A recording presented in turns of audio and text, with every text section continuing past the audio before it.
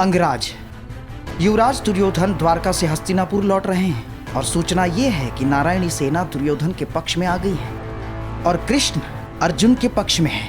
अंगराज, तुम शीघ्र हस्तिनापुर लौटो। युद्ध हस्तिनापुर की सीमा पर है। गांधार राज शकुनी।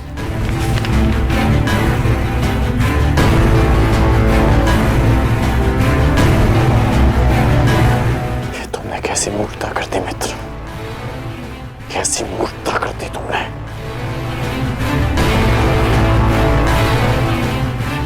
मुझे अभी द्वारका किले प्रस्थान करना होगा।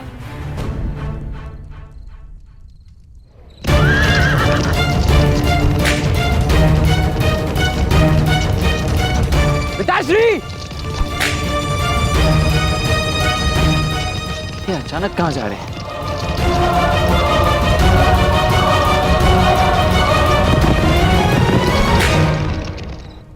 मां,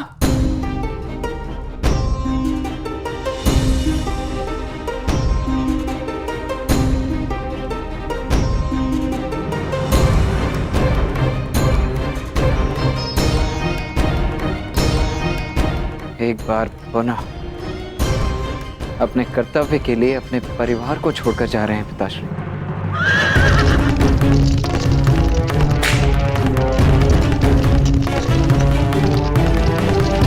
विश्वास नहीं होता,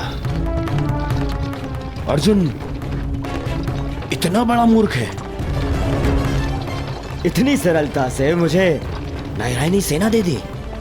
हाँ?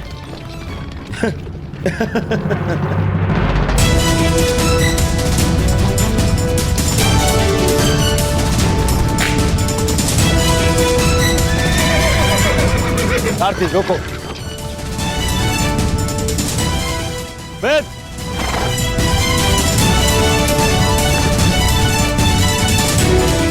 अच्छा हुआ तो मुझे यही मिल गए। मैं सोच ही रहा था कि सबसे पहले ये शुभ समाचार मैं तुम्हें ही दूं। जानते हो मैंने क्या किया है? यही मैं जानना चाहता हूं कि यह तुमने क्यों किया है। प्रतीत होता है कि तुम्हें सूचना पहले ही मिल गई है, परंतु तुम दुखी क्यों? तुम्हें तो प्रसन्न होना चाहिए। मुझे नारायणी सेना मिली है। नारायण के बिना तुम्हें नारायणी सेना मिल गई है। मैंने तुमसे कहा था कि तुम्हें अर्जुन से पूर्व द्वारका पहुंचना है। तुम अर्जुन से पूर्व द्वारका क्यों नहीं पहुंचे मित्र? अरे तुम्हें मिथ्या बोध हुआ है मित्र। अर्जुन से पूर्व द्वारका पहुंचा था। क्या? तो फिर ऐसा क्यों हुआ? अरे क्या हुआ मित्र? कुछ अनुचित नहीं हुआ है, सब हमारे हित में हुआ। हम दोनों को बराबर का अवसर मिला था, कृष्ण या नारायणी सेना चुनने का। उस मूर्ख ने नारायणी सेना छोड़कर कृष्ण को चुना और मैंने भी उसकी मूर्खता के लिए उसे रोका नहीं। और क्यों रोकता? हा?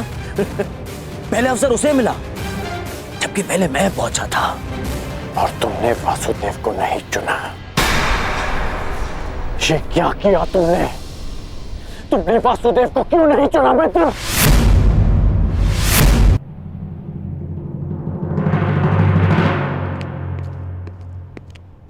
उस पाखंडी कृष्णा को ये उपहार दे देना। कहना उसको कि उसके पास मेरी एक वस्तु है जो मुझे चाहिए। तुम्हें चिंता करने की कोई आवश्यकता नहीं है मित्र। अब हमारा सामना कोई नहीं कर सकता है। हमारे पास संसार की सबसे बड़ी और सबसे ताकतवर सेना है, नारायणी सेना, जो आज तक कभी पराजित नहीं हुई। और तुम्हें लगता है कि मैंने कृष्ण को ना चुनकर कुछ अनुचित किया है? वो कृष्ण जो इस युद्ध में शस्त्र भी नहीं उठाएगा। मित्र, तुम जानते हो कि नारायणी सेना आज तक अपराजित क्यों रही है? वो अपराजित रही है केवल वासुदेव के कारण। और आज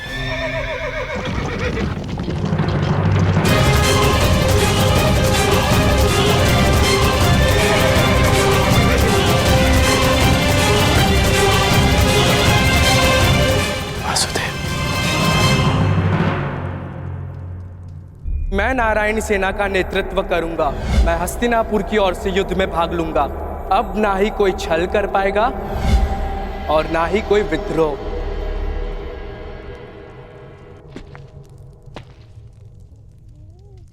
प्रणिपात माता। पार्थ, क्या हुआ पार्थ? कुछ भूल गए थे? हाँ माता, मैं आपको बताना भूल गया था कि द्वारका पहुंचने में मुझे विलंब हुआ था, क्योंकि मार्ग में मेरा एक विचित्र घटना से सामना हुआ। तुम्हारे कहने का तात्पर्य यह है कि तुम्हारा सामना किसी विचित्र मनुष्य से हुआ, है ना पार्थ?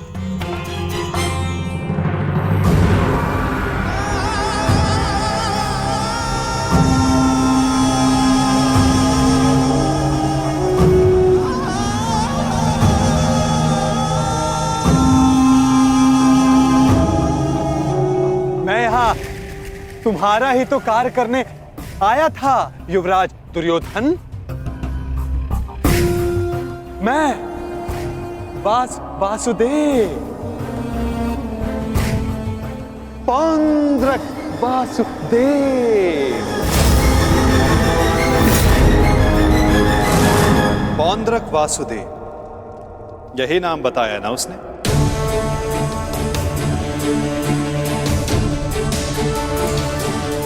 जिसने मेरी भांति वेशभूषा भी धारण कर रखी थी, है ना? हाँ, आप जानते हैं मैं भी कैसा प्रश्न पूछ रहा हूं, भला आपसे क्या छिपा है? परंतु मेरी समझ में यह नहीं आता कि वो पाखंडी आपके रूप में प्रस्तुत होकर सबको भ्रमित कर रहा है और आप शांत। शांति की आशा में कभी कभी शांत बैठना भी पड़ता है पार्थ।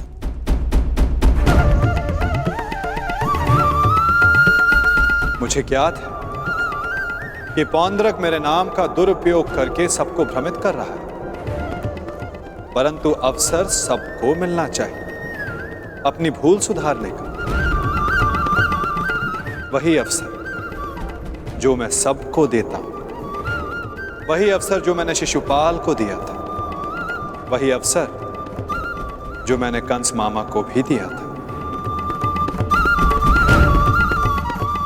और यदि मनुष्य अपनी भूल ना सुधारे तो उचित समय आने पर उसे अपने कर्मों के फल अवश्य मिलते हैं पार्थ।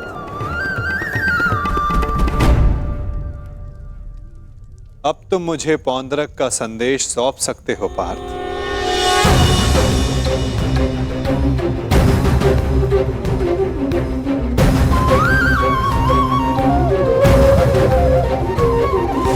यदा यदा हि धर्मस्य ग्लानिर्भवति भारत परित्राणाय साधूनां विनाशाय च दुष्कृतां।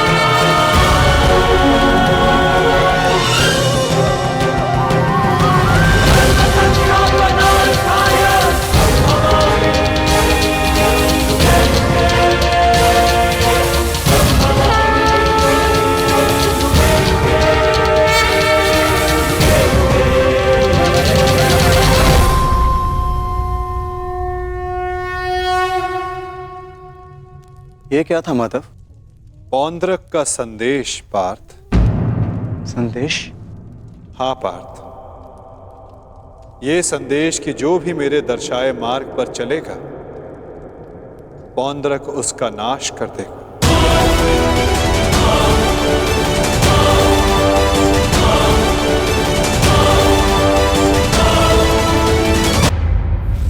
ये वासुदेव नहीं है। कौन है ये मित्र? हमारे मित्र का मित्र है ये पौंड्रक, पौंड्रक वासुदेव।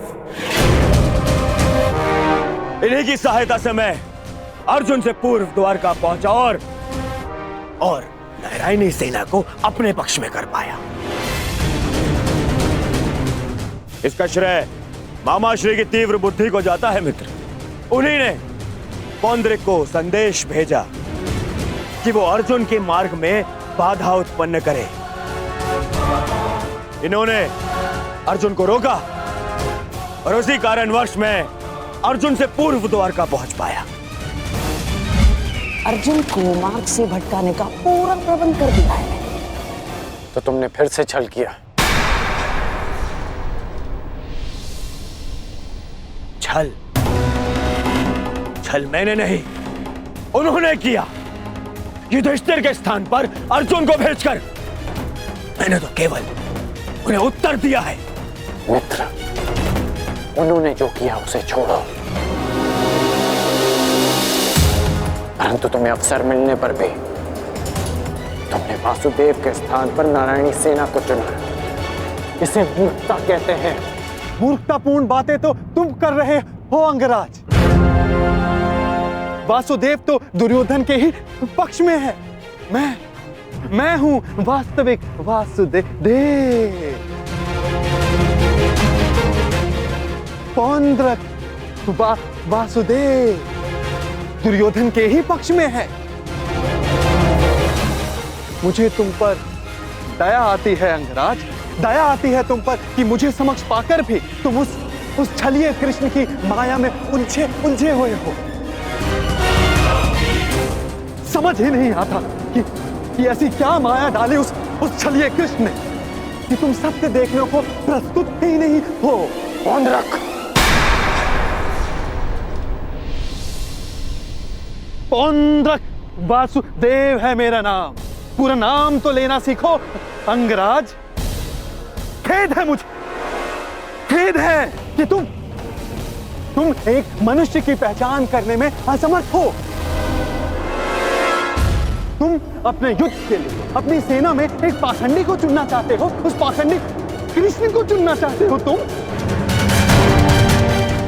अरे ऐसा क्या है उस छलिए पाखंडी कृष्ण में जो तुम सब सारे लोग उसकी ओर खींचे जा रहे हो? क्या समस्त संसार में केवल एक ही मायावी रह गया है? हाँ?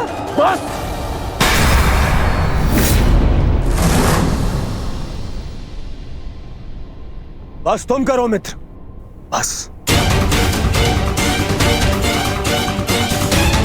मुझे कृष्ण की वो विशाल सेना चाहिए थी जो मुझे मिल गई। वैसे भी वो निहत्था निशस्त्र कृष्ण मेरे किस काम का है? हाँ? सत्य कहा दुर्योधन, सत्य कहा। वो छलिया कृष्ण किसी काम का नहीं। देखना, तुम ही जीतोगे ये युद्ध, क्योंकि तुम्हारे पास केवल नारायणी सेना नहीं, स्वयं वास्तविक नारायण, वास्तविक वासुदेव, पौंद्रक वासुदेव। वो कृष्ण तो मेरा रूप रखकर सबको भ्रमित करता रहता है। वैरूपिया मात्र है वो तो। उस कृष्ण का तो इस संसार से मैं अब एक और शब्द वासुदेव के विरुद्ध मत कहना।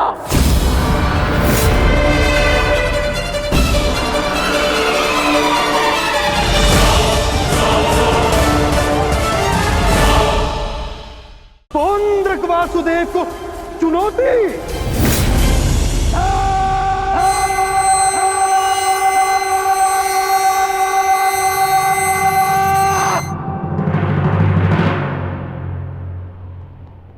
ऐसे खड़े खड़े देख क्या रहा है तू मूर्ख?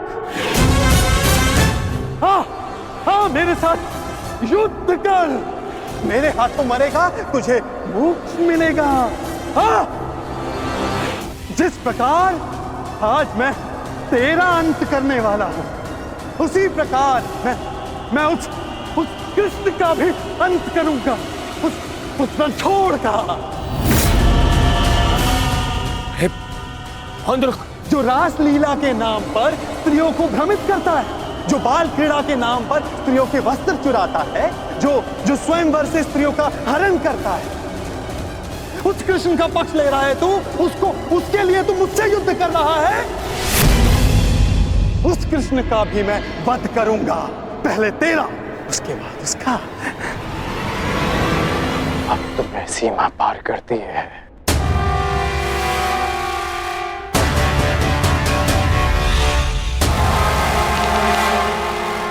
नहीं मित्र, नहीं। मित्र,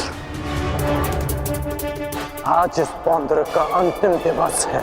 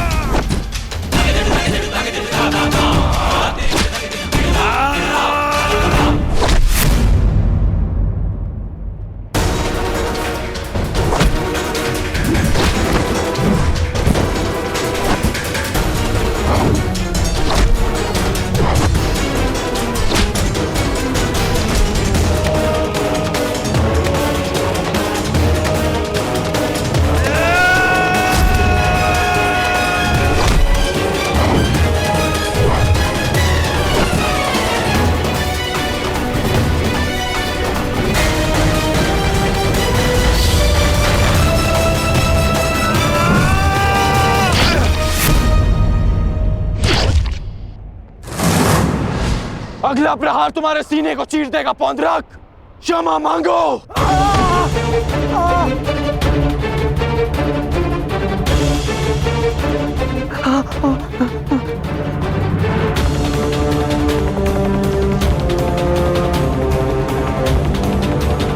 अब बोलो, क्या कह रहे थे तुम? कौन हो तुम? मैं ही हूं वास्तविक वासुदेव, पौंद्रक वासुदेव मैं ही हूं। पाखंडी! नहीं कर मित्र, नहीं नहीं मित्र। रुक जाओ अंगराज।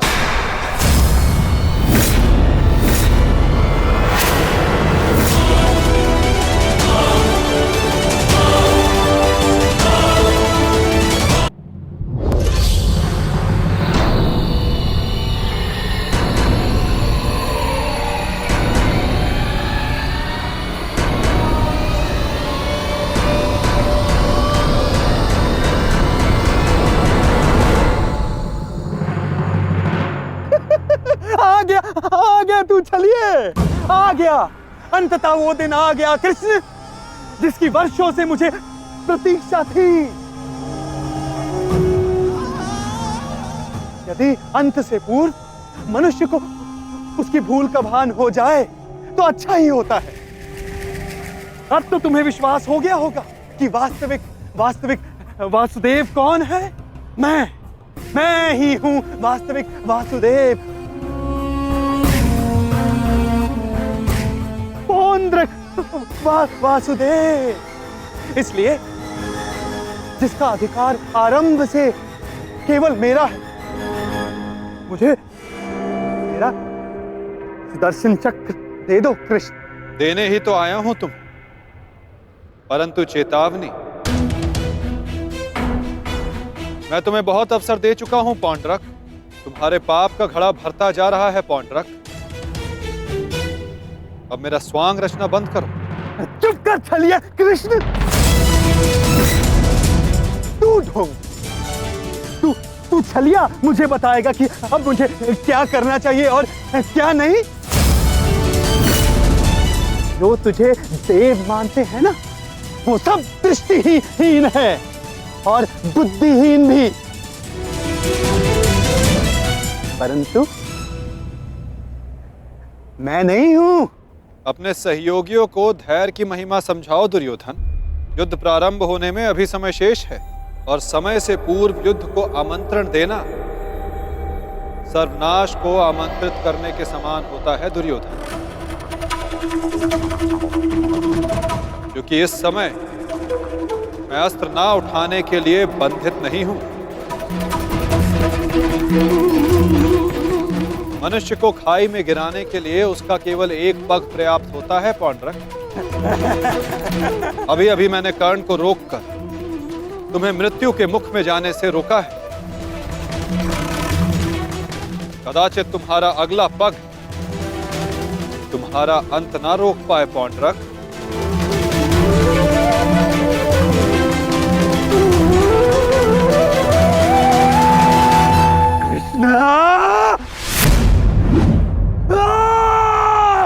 बंद कर ये भाषण छलिए।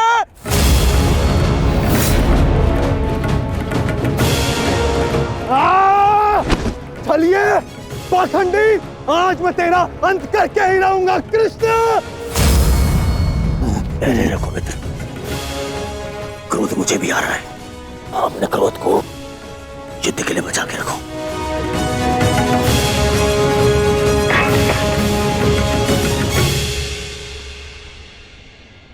ठीक कहा वासुदेव, युद्ध होगा, परंतु उचित समय पर और उचित स्थान पर।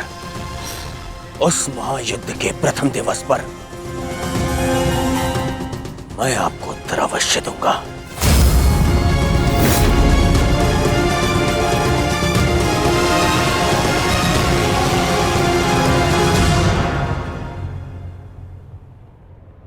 तुम चोटिल हो मित्र, आओ तुम्हें तुम्हारे शिविर पर छोड़ दूं।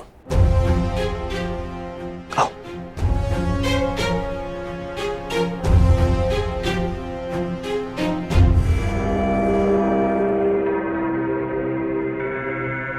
मित्रकर्ण, तुमसे हस्तिनापुर पर भेंट होगी। आशा है तब तक तुम अपने इस भ्रम से निकल जाओगे और तब तुम समझोगे कि मेरा चुनाव उचित था। आशा तो मुझे थी मित्र कि तुम अपने भ्रम से निकलकर वास्तविक शक्ति को पहचानोगे, परंतु अब कोई लाभ नहीं। जो हानि तुमने स्वयं को और हम सबको पहुंचानी थी, वो तुम पहुंचा चुके हो। चल मोटे, आजा। कृष्ण, मैं अपना सुदर्शन चक्र तुझसे लेकर रहूंगा, जिस पर आरंभ से केवल मेरा अधिकार था, है और रहेगा।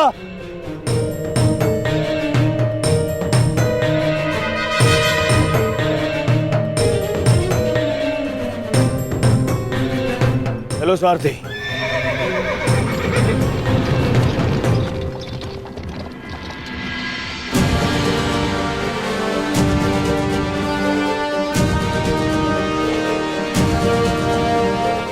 प्रणिपात वासुदेव। आज्ञा दें। इतनी भी क्या शीघ्रता मित्र?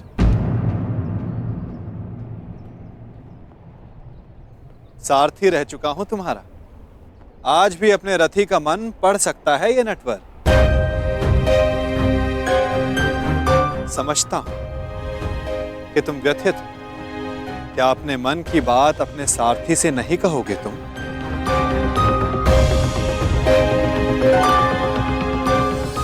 अपने रथी का मन आप पढ़ सकते हैं ना,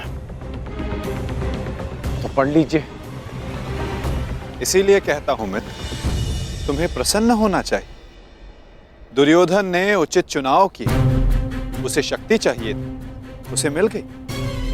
नारायणी सेना अब उसके आदेश के अधीन होगी। नारायणी सेना में नारायण ही ना हो तो वो कैसी नारायणी सेना केशव?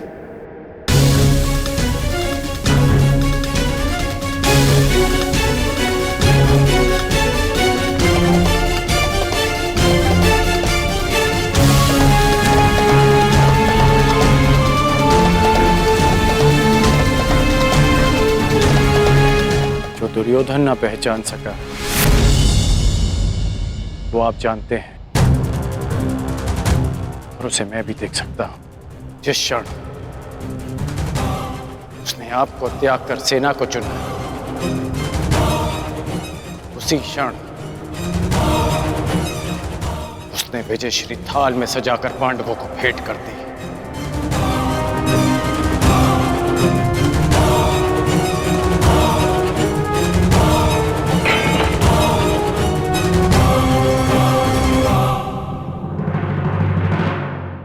ऐसा क्यों लगता है मित्र? नारायणी सेना दुर्योधन के अधीन होने से उसकी शक्ति में वृद्धि अवश्य हुई है। तुम्हें नहीं लगता कि अर्जुन ने भूल की? क्या मिला उसे निहत्थे कृष्ण को चुनने से? जिसके हाथ के संकेत से सृष्टि बनती है और बिगड़ती है, वो कैसे निहत्था हो सकता है वासुदेव? परंतु सत्य ये भी है मित्र कि मेरे युद्ध में उपस्थित रहने पर मैं युद्ध नहीं करूं, तो फिर मुझसे किसी को क्या हानि और क्या लाभ? सबसे बड़ा अस्त्र तो आप चला चुके हैं, स्वयं को दुर्योधन के विपक्ष में रखकर। आप ही कहते हैं ना कि निर्णय ना लेना भी कभी कभी सबसे महत्वपूर्ण निर्णय होता है, कि हम पक्ष ना चुनकर भी कभी कभी पक्षपात कर जाते हैं, भले ही संसार ना देख पाए। परंतु मैं जानता हूं कि आपने पक्ष लिया है वासुदेव।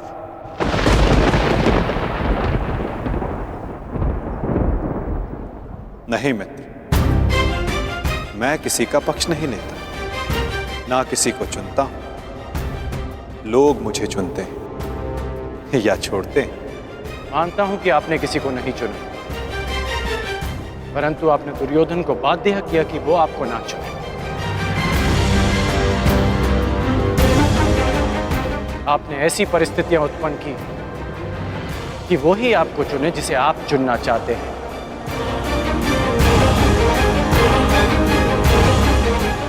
क्या ये एक प्रकार का पक्षपात नहीं वासुदेव? तुम्हारी यही प्रवृत्ति मुझे भाती है मित्र, और तुम्हें सबसे भिन्न बनाती है। तुम बुद्धिमान हो और स्पष्टवादी भी।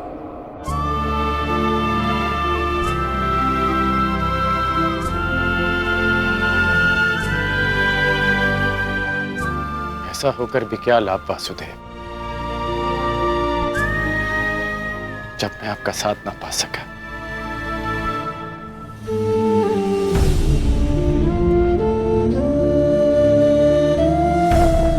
कितने वर्ष हो गए हमारी भेंट को? जब से हम मिले हैं हमारे पक्ष सदा भिन्न थे, परंतु हमारी सोच एक थी वासुदेव। फिर आपने ऐसा क्यों किया? मैंने ऐसा क्या किया मित्र?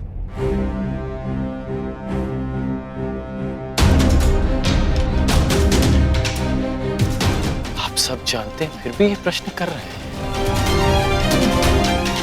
अब तो मान जाइए कि आप पक्षपाती हैं। कैसा पक्षपात अंगराज? विराट नगर में मैंने कौरवों और पांडवों को समान अवसर दिए कि द्वारका आकर मुझसे पहले जो समर्थन की मांग करेगा मैं उसी का समर्थन करूंगा। विराट नगर में जब आपने वचन दिया, वहां सब उपस्थित थे, परंतु द्वारका में जो घटित हुआ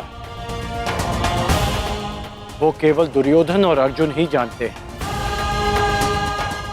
दुर्योधन को केवल आपने भ्रम दिया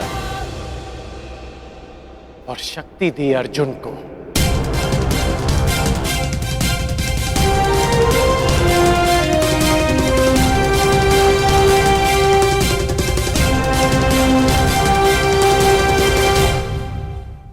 शेष है मित्र, तुम मनुष्य श्रेष्ठ हो, परंतु अनुचित स्थान पर। उचित स्थान का चुनाव करो मित्र। ये विकल्प नहीं है माधव, और यदि आप इसी को विकल्प कहते हैं तो आप ऐसा विकल्प मुझे अनेक बार दे चुके हैं, और मैंने सदा आपसे कहा कि ऐसा संभव नहीं है। मुझे इस बात का खेद रहेगा कि आप मेरे साथ नहीं होंगे, परंतु ये खेद मैं अपने मित्र को नहीं होने दूंगा, जिस मित्र ने मुझ पर विश्वास किया। आप अपना धर्म निभाइए और मैं अपना ऋण चुकाऊंगा वासुदेव।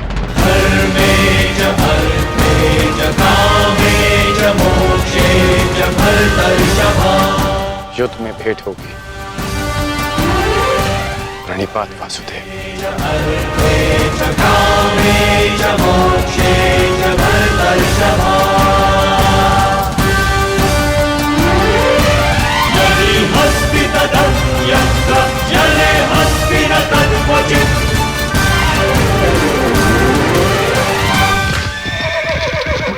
नहीं मित्र, युद्ध से पूर्व हमारी भेंट होगी और मैं तुम्हें एक और अवसर दूंगा।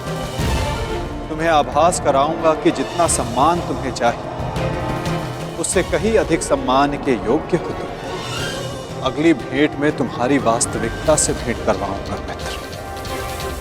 तुम्हें ज्ञात होगा कि तुम वास्तव में कौन हो। आशा है कि उस दिन तुम उचित विकल्प चुनोगे मित्र।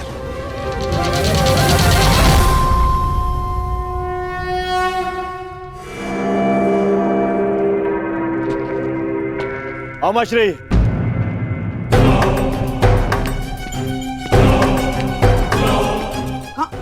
कहाँ थे तुम? मैं कब से तुम्हारी प्रतीक्षा कर रहा हूँ। बताओ क्या हुआ द्वारका में? और उस छलिया के रहते तुमने नारायणी सेना को कैसे अधीन किया आपने? हैं? अब बैठिए तो बैठिए। अरे अमश्री, आज तक आप अपनी चालों से मुझे आश्चर्य में डालते थे, परंतु आज मैंने इतनी बड़ी वजह से आपको और सबको आश्चर्य में डाल दिया।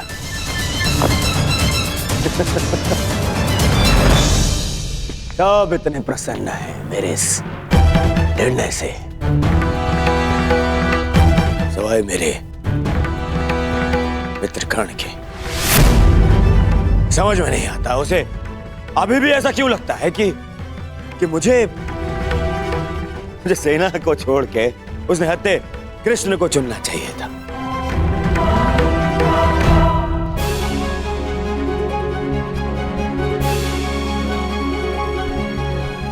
आज वासुदेव हमारे साथ है, तो इसका सारा श्रेय पांचाली को जाता है। यदि तुमने अर्जुन को ना भेजा होता तो कदाचित ये संभव ना होता। आपका मेरे प्रति इतना विश्वास मेरे लिए बहुत सम्मान की बात है आर्य, और मुझे भी पूर्ण विश्वास है कि आप हस्तिनापुर के लिए अधिक योग्य शासक सिद्ध होंगे।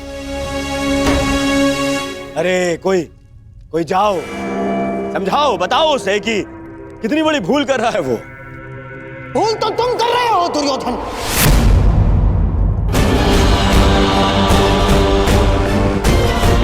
आज पहली बार मैं कर्ण से सहमत हूं। तुम्हें नारायणी सेना के स्थान पर कृष्ण को ही चुनना था। ये क्या कर लिया तुमने? मैंने क्या किया मामाश्री? उस कृष्ण ने हाँ वचन दिया कि वो युद्ध में अस्त्र नहीं उठाएगा, तो फिर मैं नारायणी सेना को छोड़कर उस निहत्थे कृष्ण को चुनकर क्या कर लेता? अब हमारे विरुद्ध पूरी नारायणी सेना होगी जो हर प्रकार की व्यूह रचना में निपुण है। हमें अपने सैनिकों को श्रेष्ठ प्रशिक्षण देना होगा। तब तक माधव हमारे साथ है नकुल। हमें किसी बात की चिंता करने की कोई आवश्यकता नहीं। यदि आज वो हमारे पक्ष में होता तो पांडवों के लिए नहीं, आज वो हमारे लिए रणनीति बनाता, हमारे लिए। उसका वास्तविक अस्त्र तो उसकी नीति ही है। तो कृष्ण कोई साधारण मनुष्य नहीं है ना। अरे महामायावी है वो, महामायावी। वो समय को अपने मुताबिक चलाना जानता है, और इतना ही नहीं, वो अपने पक्ष के अनुसार परिस्थितियां भी बदल देता है। समझ गए? इसीलिए हम आरंभ से चाहते थे कि पांडवों से कैसे अलग कर दिया जाए उस छलिए को, परंतु तुमने इतना बड़ा अवसर गवा दिया। क्या किया ये है? क्या कर दिया ये तुमने? अरे समझ में नहीं आता है मुझे, क्यों सब उस कृष्ण से इतना भयभीत हैं? क्यों? कुछ नहीं बिगाड़ पाएगा वो। अब तो उसकी सेना भी मेरे अधीन है। कुछ नहीं बिगाड़ पाएगा वो। देखो दुर्योधन, अब इस बात पर वाद विवाद करके समय व्यर्थ करने से कोई लाभ नहीं। जो हानि होनी थी वो तो हो चुकी। अब इस हानि की भरपाई करने का समय आ गया है। उचित कहा आर्य। अब चाहे जो हो जाए, कौरवों की पराजय निश्चित है, क्योंकि ये धर्म युद्ध है। विजय धर्म की ही होगी, और वासुदेव के हमारे पक्ष में आने के साथ साथ न्याय और धर्म भी हमारे पक्ष में है। विजय हमारी होगी। न्यायानाम अधिकाराणाम ये महाभारत भारत का नव निर्माण करेगा।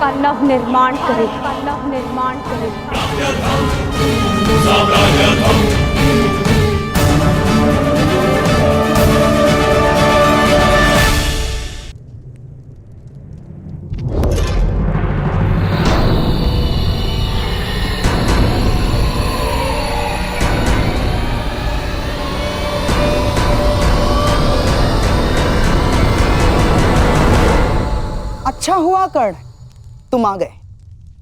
हम तुम्हारी प्रतीक्षा कर रहे थे। हाँ, सभा का आरंभ मैं सबसे पूर्व महाराज धृतराष्ट्र को राजकुमारी लक्ष्मणा के विवाह की बधाई देकर करना चाहता हूं। बधाई हो महाराज। और हाँ, अत्यंत खेद के साथ मुझे ये भी कहना पड़ रहा है कि ये अंतिम शुभ अवसर था जिसमें सारे कुरुकुल ने भाग लिया। हाँ, क्या पता इस युद्ध के पश्चात कौन जीवित रहेगा और कौन नहीं।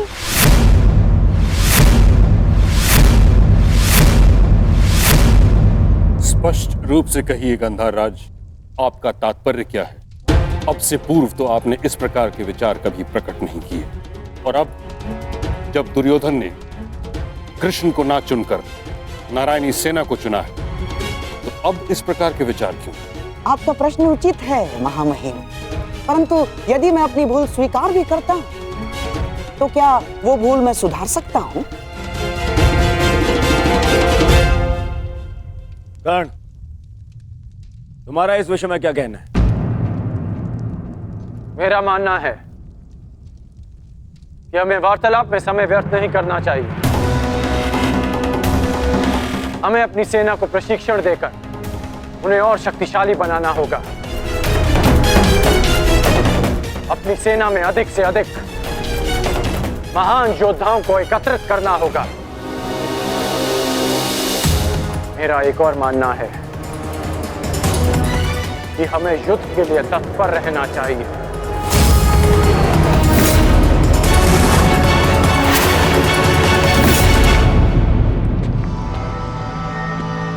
क्या तुम्हें भी यहाँ उपस्थित होने के लिए कहा गया?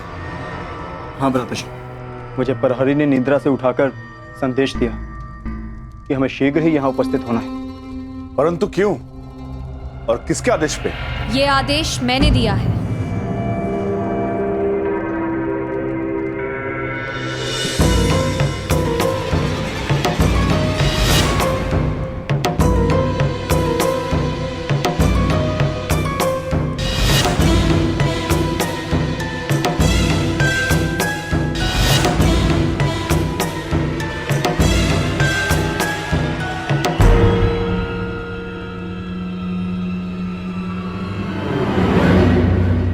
पांचाली, इतनी रात में तुम ये? क्योंकि ये समय सोने का नहीं है धर्मराज, जागने का है। और जो बात मैं कहना चाहती हूँ उसके लिए सूर्योदय की प्रतीक्षा नहीं कर सकती। ऐसा क्या है पांचाली?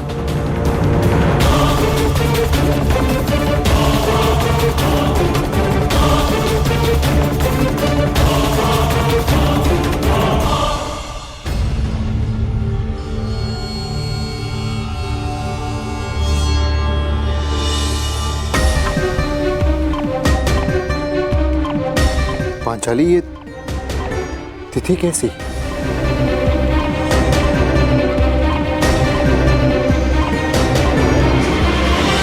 ये वो तिथि है आर्य जिस दिन हम कौरवों के विरुद्ध युद्ध आरंभ करेंगे। यदि ये युद्ध हुआ तो कितने योद्धा और कितने सैनिक मारे जाएंगे? महाराज, इस तथ्य से सभा में उपस्थित सभी मनुष्य अवगत हैं। हाँ, ये भी तो हो सकता है कि हम में से किसी को युद्ध में जाने की आवश्यकता ना पड़े।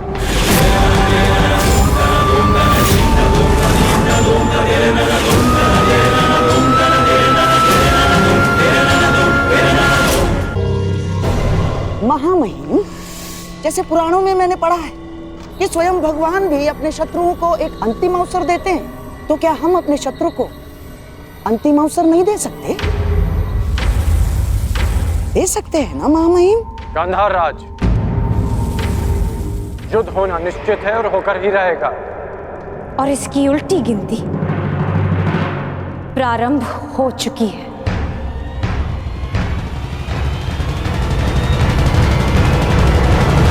मैं तुम्हारे विचारों से सहमत नहीं हूं। जितना असहमत मैं गंधार नरेश की सोच से हूं, उतना ही असहमत मैं इस निष्कर्ष से हूं। हर परिस्थिति में संधि युद्ध से श्रेष्ठ होती है। हमें पांडवों से संधि वार्ता कर लेनी चाहिए। युद्ध अभी प्रारंभ नहीं हुआ है महाराज, हम इसे रोकने का प्रयास कर रहे हैं। हमें पांडवों से शांति वार्ता करनी चाहिए। मैं जानता हूं कि आप भी ये युद्ध रोकना चाहते हैं। हम भी नहीं चाहते कि ये युद्ध हो। हमारा प्रयास है कि हस्तिनापुर के मस्तक पर इस महाविनाशी युद्ध का कलंक न लगे। ठीक है ताक्षरी, यदि यह हस्तिनापुर के भविष्य का प्रश्न है तो हम अपने दूत को पांडवों के समक्ष भेजने की आज्ञा देते हैं। हमें उन तक संदेश देना है कि हस्तिनापुर भी इस युद्ध के विरुद्ध है। और युद्ध के अंतिम दिन मैं अपने अपमान का प्रतिशोध लूंगी।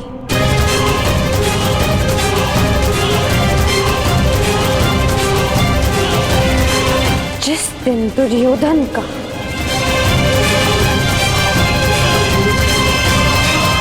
अंत होगा।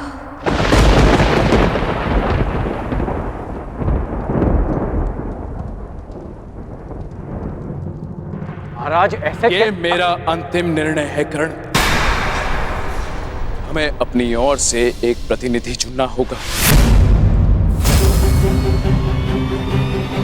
क्या आपके मस्तिष्क में कोई नाम है महाराज? संजय।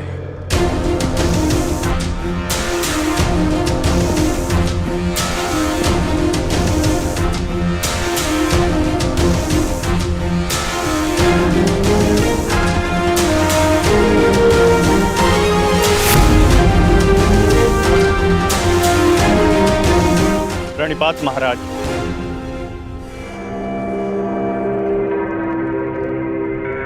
मुझे भी संजय के साथ जाने की आज्ञा दीजिए महाराज।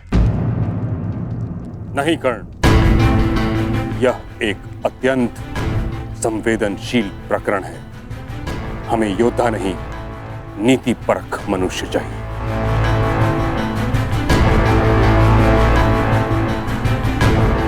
विदुर, तुम संजय के साथ जाओगे।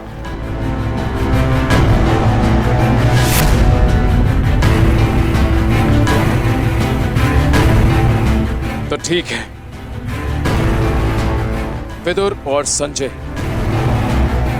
दोनों हस्तिनापुर की ओर से शांति प्रस्ताव लेकर जाएंगे। यह एक पारिवारिक प्रकरण है और हम नहीं चाहते कि परिजन ही परिजनों का रक्त बहाए। उचित है पांचाली, उचित है।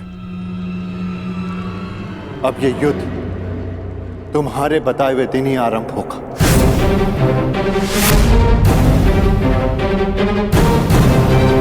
और इसका संदेश हम कौरवों तक पहुंचा देंगे।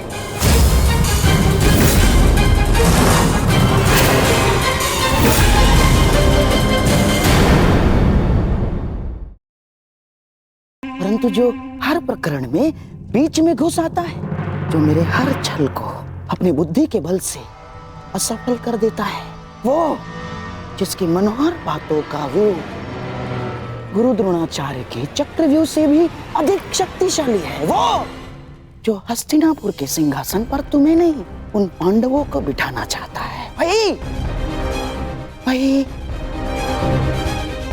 वही छलिया, वही वासुदेव कृष्ण। ये तो उसमें हंसने वाली क्या बात है? उसका क्या? बताता हूं।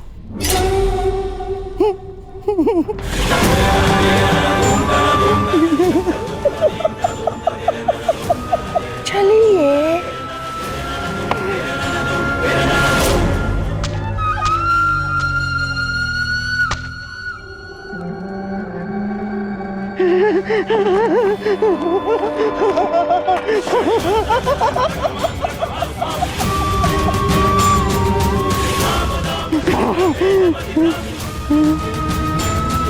कृष्ण यहाँ आएगा तो अवश्य, परंतु यहाँ नहीं पाएगा।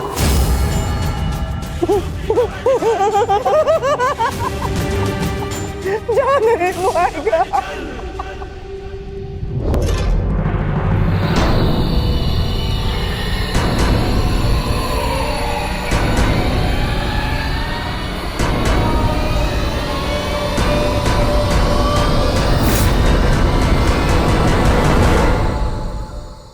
आपका क्या मत है वासुदेव? मैं इस प्रकरण में सम्मिलित ही नहीं हूं संजय महोदय, इसलिए इसका निर्णय भी युधिष्ठिर और दुर्योधन पर निर्भर करता है। परंतु मेरा ये कर्तव्य है कि मैं आप लोगों के विचारों को जानूं, क्योंकि शांति प्रस्ताव के लिए आप सबके समक्ष मुझे भेजा गया है और मैं ये आशा करता हूं कि धर्मराज भी शांतिपूर्वक इस प्रस्ताव पर विचार करेंगे। वो तो इस पर निर्भर करता है कि आपके युवराज का क्या विचार है। मैं केवल महाराज धृतराष्ट्र का संदेश लेकर आया हूं वासुदेव। युवराज दुर्योधन के विचार मैं नहीं जानता, क्योंकि मेरे पास दिव्य दृष्टि नहीं है। किसे ज्ञात संजय महोदय, किसी दिन आपको दिव्य दृष्टि मिल जाए और आप वो देख पाए जो सबके लिए संभव ना हो।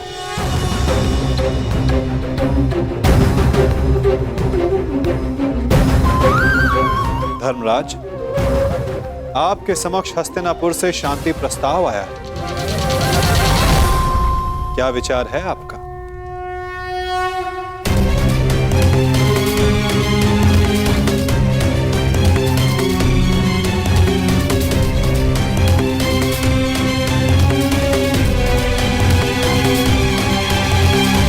यदि हस्तिनापुर शांति चाहता है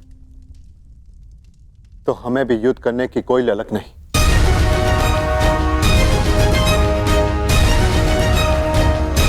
जब पितामह ने पहल की तो उनके निर्णय का मैं सम्मान करूंगा, परंतु ये युद्ध केवल मेरा नहीं, मेरे अनुजों का भी है और पांचाली का भी।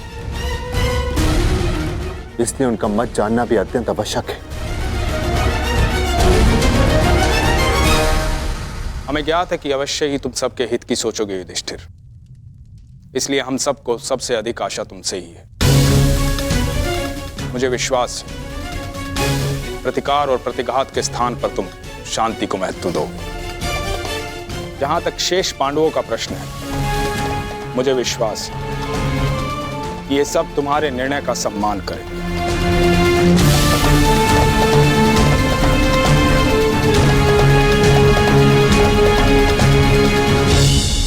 विचार विमर्श करके उत्तर दे धर्मराज, क्या निर्णय होगा आपका?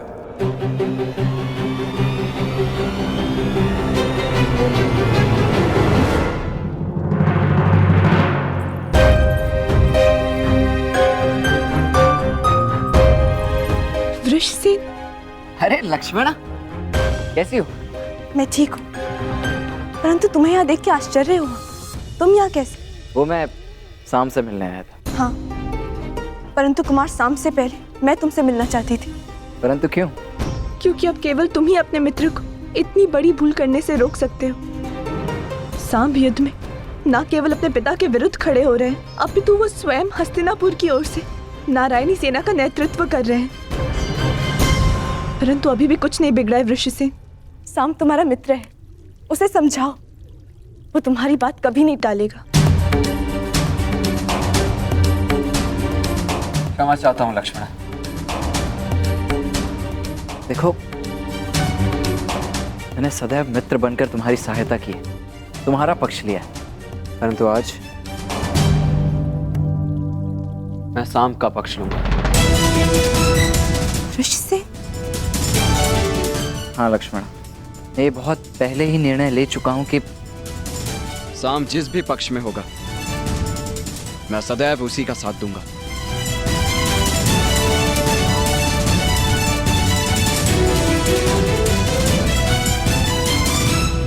परंतु तुम्हें चिंता करने की आवश्यकता नहीं है लक्ष्मण।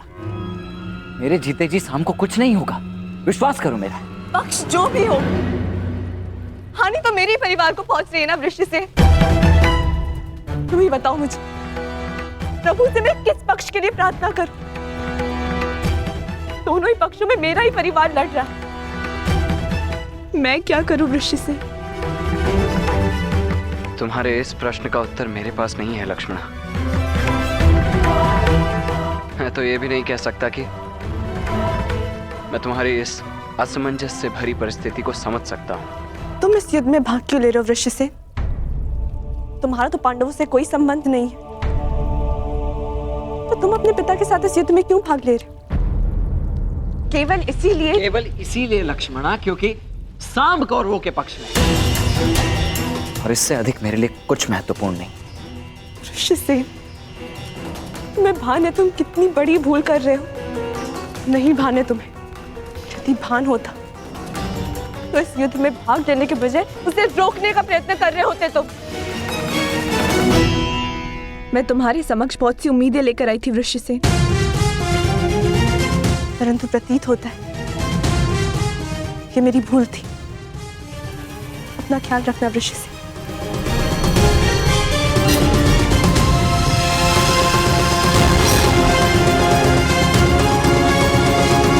अब मैं तो क्या, कोई भी इस युद्ध को होने से रोक नहीं सकता है लक्ष्मण। तुम्हारा अपमान मुझे स्मरण है पांचाली, परंतु इस महायुद्ध में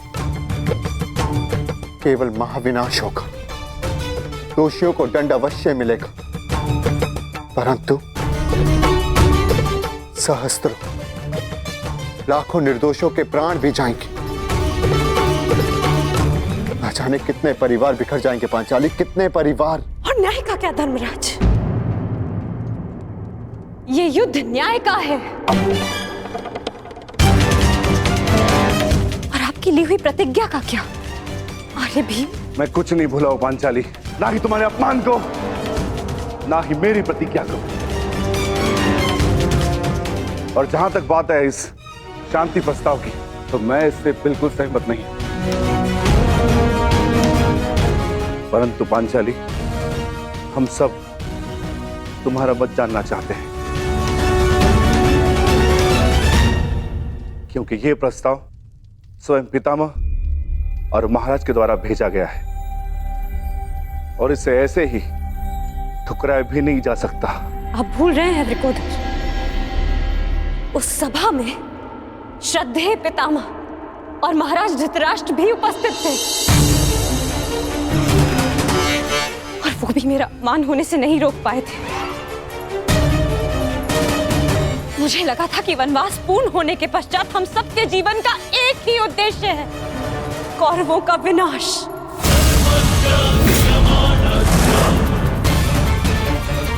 परंतु अब मुझे ऐसा प्रतीत होता है कि आप सबके लिए केवल प्रस्ताव ही महत्वपूर्ण है। एक प्रस्ताव पर आपने अपना सब कुछ खो दिया और आज एक दूसरे प्रस्ताव में आप सब कुछ भुला दिया जो हमने खोया था। क्या एक शांति प्रस्ताव कौरवों के दिए गए वर्षों पुराने घावों को भर सकता है? आप सबके दिए गए वचनों को भुला सकता है? यज्ञसेन, यदि तुम चाहो तो इस संधि को ठुकरा सकती है। तुम्हें इसका पूर्ण अधिकार है, परंतु इसके पहले कोई भी निर्णय लेने से पूर्व मैं सखा वासुदेव से वार्तालाप करना चाहती हूँ।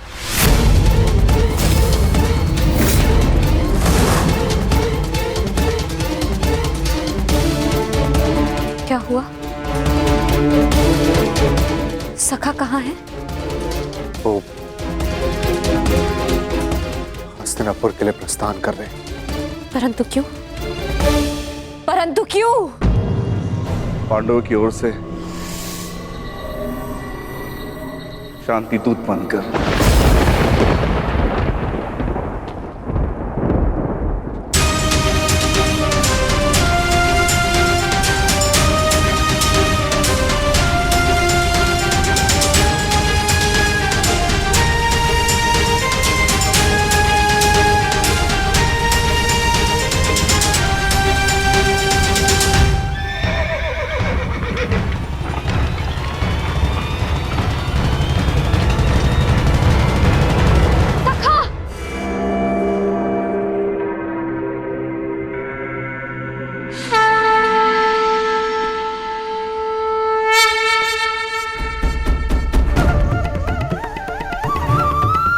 क्रोधित हो अपने सखा से?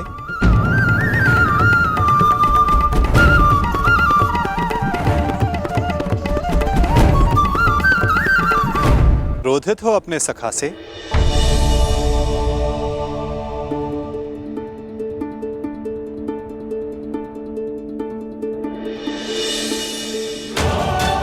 मुझे लगा प्रस्थान कर गए।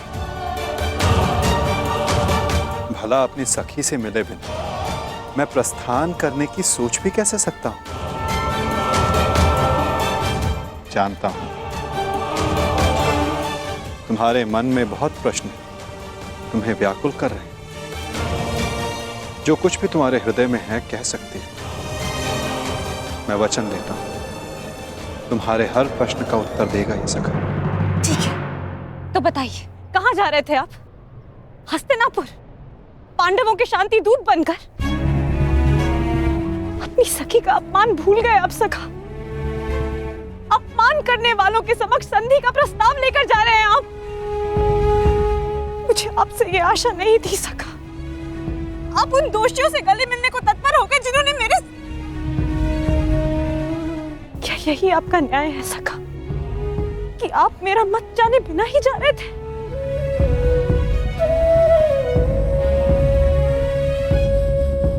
नहीं सखी, ऐसा नहीं। मैं भली भांति जानता हूं कि तुम्हारा मत क्या है, और मैं तुम्हें वचन देता हूं कि तुम्हारा मत और मंतव्य दोनों ही पूर्ण होगा सखी। और इसीलिए मैं हस्तिनापुर जा रहा हूं। जो कह रहे हैं मुझे समझ नहीं आ रहा है सखा। मैं शांति दूत बनकर इसलिए जा रहा हूं सखी क्योंकि पहले संदेश हस्तिनापुर से आया है, परंतु अभी शांति प्रस्ताव स्वीकार नहीं हुआ है। मैं इसलिए जा रहा हूं ताकि कोई ये ना कह सके कि शांति प्रस्ताव होते हुए भी पांडवों ने आक्रमण किया, या फिर शांति प्रस्ताव का उत्तर नहीं दिया। मैं आपके इस उत्तर से संतुष्ट नहीं हो सका।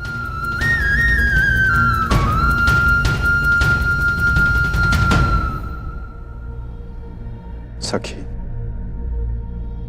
मैंने तुम्हें यह कहा था कि मैं तुम्हारे प्रश्नों का उत्तर दूंगा, परंतु संतुष्ट होना या ना होना ये तुम पर निर्भर करता है सखी।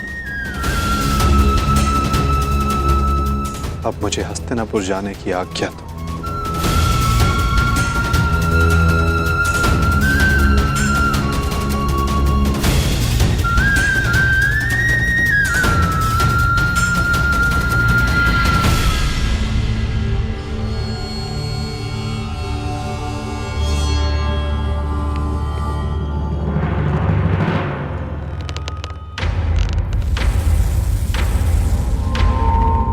कहाँ थे पुत्र? द्वारका। परंतु क्यों? मैं पहले ही बता चुका हूं कि मैं इस युद्ध में भाग ले रहा हूं, और उसी पक्ष से लड़ने वाला हूं जिस पक्ष से मेरा मित्र साम लड़ने वाला है। साम युवराज दुर्योधन के पक्ष में है, और इसीलिए मैं भी वही हूं। मौन क्यों है? समझाइए, इसे रोकिए। अपने पति को अपने आराध्य वासुदेव के विरुद्ध खड़ा देखना क्या कम था, जो अब मेरा पुत्र भी उनके विरुद्ध खड़ा होगा? नहीं, मैं तुम्हें इस युद्ध में भाग नहीं लेने दूंगी। कुछ नहीं होने दूंगी तुम्हें।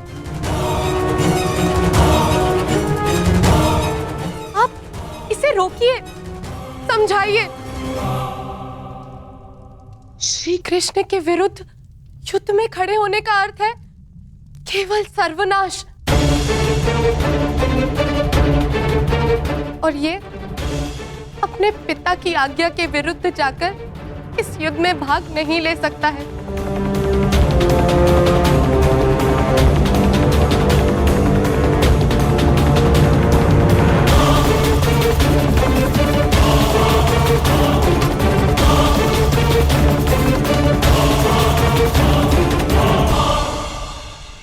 जब तुमने मुझ पर बाण छोड़ा तो तुमने मेरे सीने को लक्ष्य बनाया था, परंतु तुम्हारा लक्ष्य थोड़ा चूक गया। उसमें तुम्हारी भूल नहीं थी, उसका कारण तुम्हारा धनुष था। तुम्हारा धनुष संतुलित नहीं है।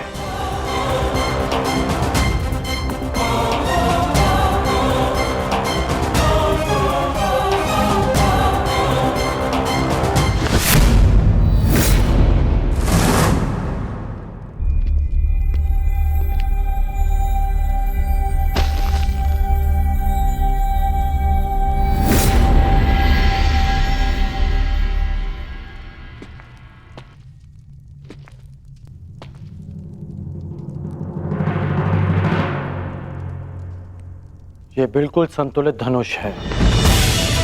इसे मैंने अपने हाथों से बनाया है। युद्ध में इसी का प्रयोग करना है। लक्ष्य कभी नहीं चूकेगा।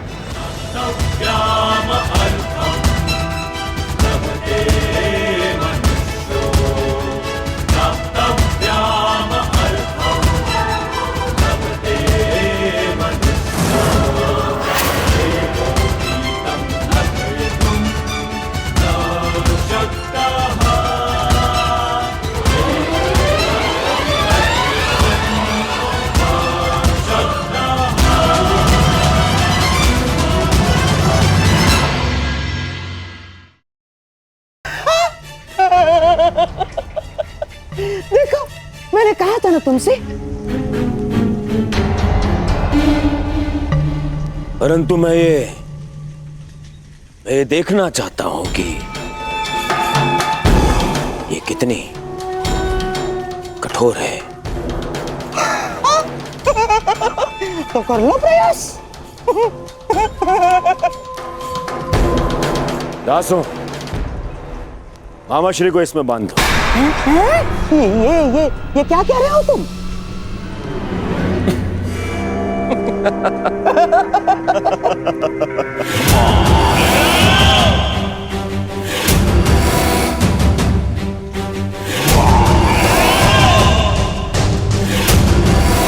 मुझे श्रृंखला से बांध दिया जाए। बांधो! अरे बांधो बांधो।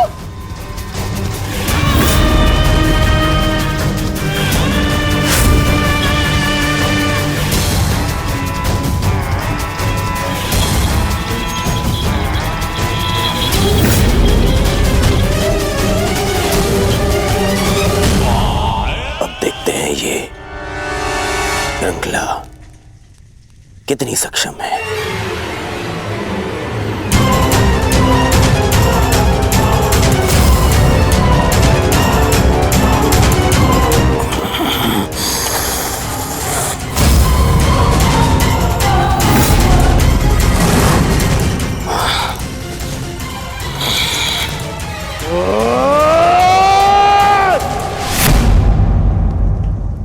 अद्भुत, निसंदेह ये अद्भुत है। अब हुआ पूर्ण प्रबंध उस वासुदेव के स्वागत का।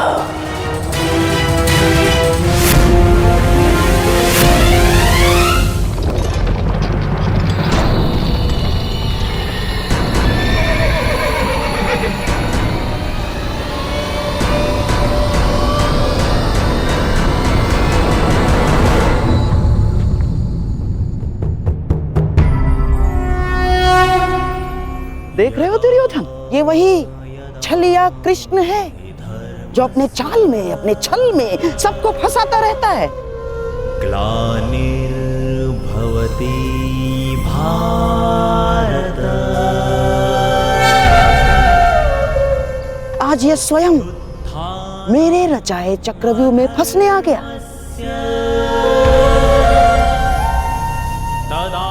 इसे ज्ञात नहीं है कि आज ये इस प्रासाद से बाहर निकल ही नहीं पाएगा।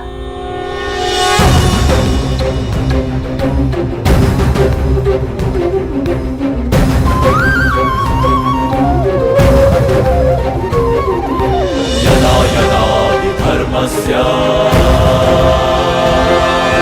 ग्लानिर्भवति भारत अभ्युत्थानम् धर्मस्य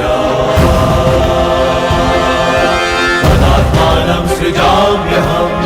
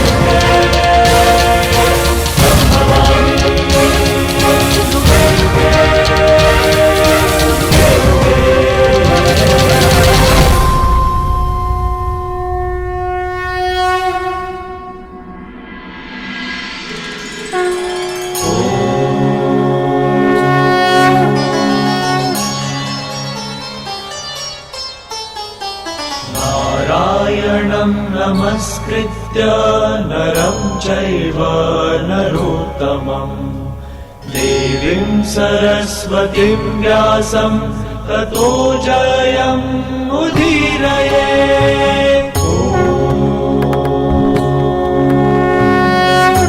प्रणिपात हस्तिनापुर नरेश। कल्याण हो वासुदेव। प्रणिपात गंगापुत्र। कल्याण हो वासुदेव।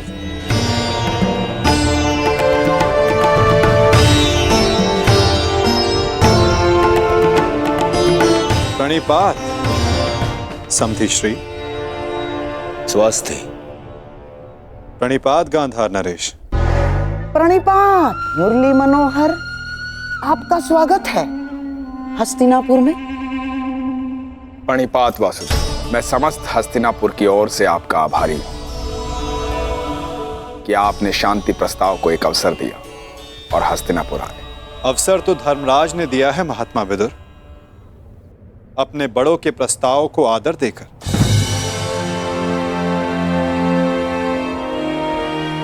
मैं तो बस उनका संदेश यहां लाया हूं। वासुदेव, संदेश अपने स्थान पर है। मुझे तो आपको हस्तिनापुर में देखकर ही प्रसन्नता हो रही है। मुझे ज्ञात है युवराज, और आशा भी, कि आपने मेरे स्वागत की सारी तैयारियां पूर्ण कर ली होगी।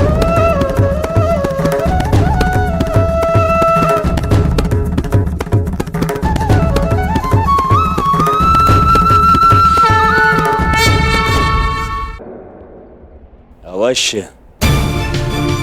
आप मेरे समधी जो हैं।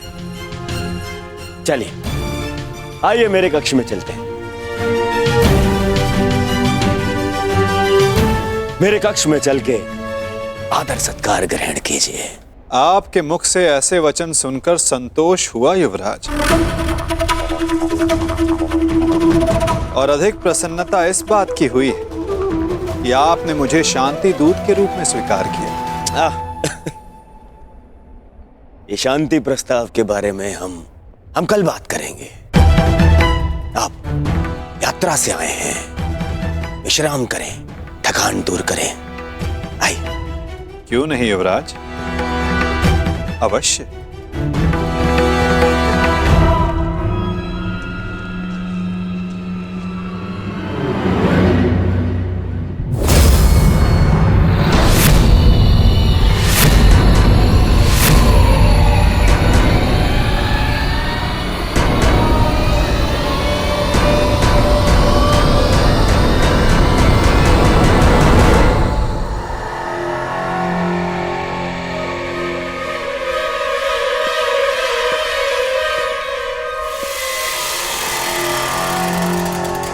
क्या हुआ वासुदेव, आप ठहर क्यों गए?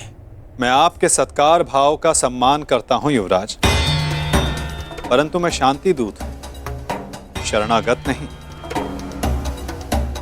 और वैसे भी पांडवों ने मुझे अपने पक्ष में चुना।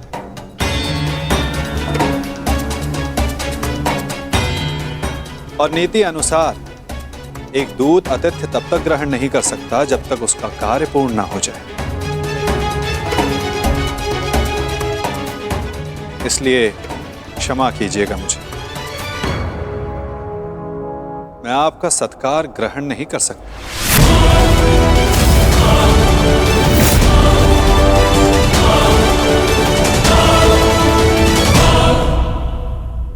परंतु फिर आप कहां ठहरेंगे? आप उसकी चिंता ना करें युवराज, मेरे पास अपनी व्यवस्थाएं हैं। आइए भी ना वासुदेव, आप हमारे यहाँ पधारे, हम धन्य हुए। हमारे यहाँ आकर हमें कृतार्थ करें। हमने आपकी ऐसी व्यवस्था की है वासुदेव कि आप हस्तिनापुर छोड़कर कहीं जाएंगे ही नहीं। ऐसा कुछ नहीं जो सदा रहे, और ऐसा कुछ नहीं जो सदा ना रहे। तो फिर मेरे यहाँ होने ना होने का क्या अर्थ रह जाता है गांधार नरेश?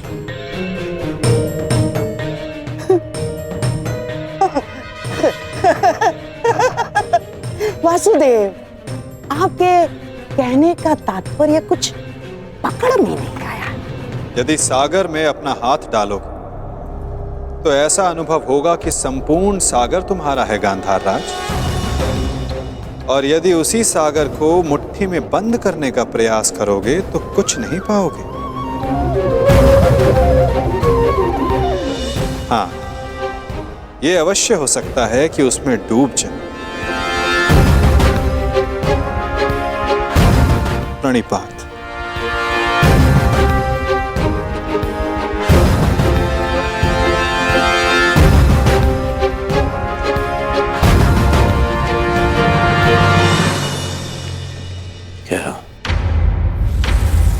क्या चल क्या रहा है इस चलिए के मन में? कहीं से हमारी योजना का भान तो नहीं हो गया? शांत रहो दुर्योधन, शांत रहो। आज नहीं आया तो क्या हुआ?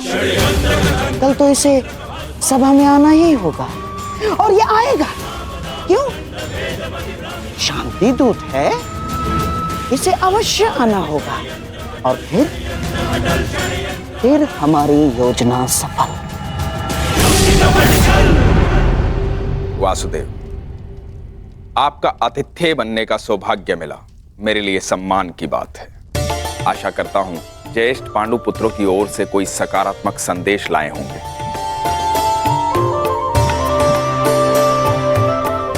संदेश तो मैं लाया हूं महात्मा विदुर, परंतु वो संदेश मैं कल सभा में सबके समक्ष रखूंगा। प्रणिपात माधव, मेरा सौभाग्य है कि आज मेरे आराध्य मेरे घर पधारे हैं। सेवक, प्रभु के लिए भोजन लेकर आओ।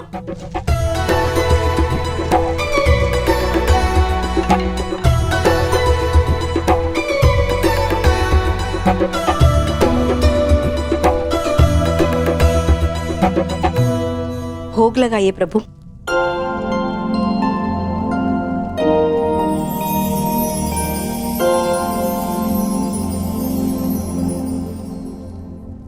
मेरा प्रिय मिष्ठान नहीं दिखाई दे रहा।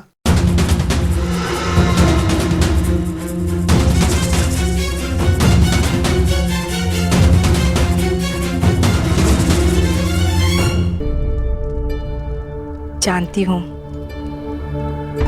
आपको मिष्ठान बहुत प्रिय है वासुदेव, परंतु जब से कुलवधू का राजसभा में अपमान हुआ, हमने मिष्ठान त्याग दिया। हाँ वासुदेव, उसी दिन कुरुकुल के पतन का प्रारब्ध लिखा जा चुका था। जिसके कुल का नाश हो रहा हो वो विलाप करता, मिष्ठान कैसे खा सकता है। उसी दिन से हम ये साधारण भोजन ग्रहण करते हैं। ये विनाश एक नए आर्यव्रत को जन्म देगा महात्मा। जब अन्याय से न्याय के त्राण के लिए रणभेरी बजे तो वो अवसर शुभ ही होता है, और शुभ अवसर पर मिष्ठान आवश्यक है। और मैं यहां भोजन पर निमंत्रित हूं। अपना प्रिय मिष्ठान खाए बिना यहां से जाने वाला नहीं मैं।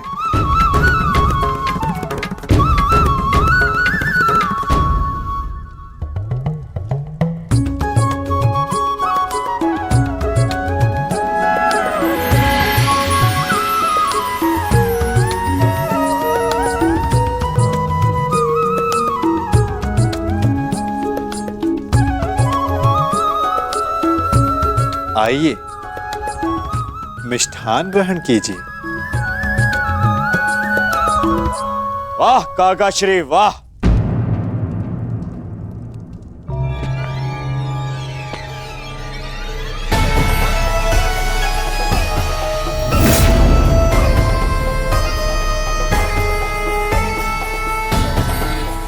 छप्पन भोग का आनंद लिया जा रहा है। आओ पुत्र दुर्योधन, तुम भी मिष्ठान ग्रहण करो। मिष्ठान नहीं, वो क्या है ना काकाश्री, मेरे मन में जो कड़वाहट भर दी है आपने,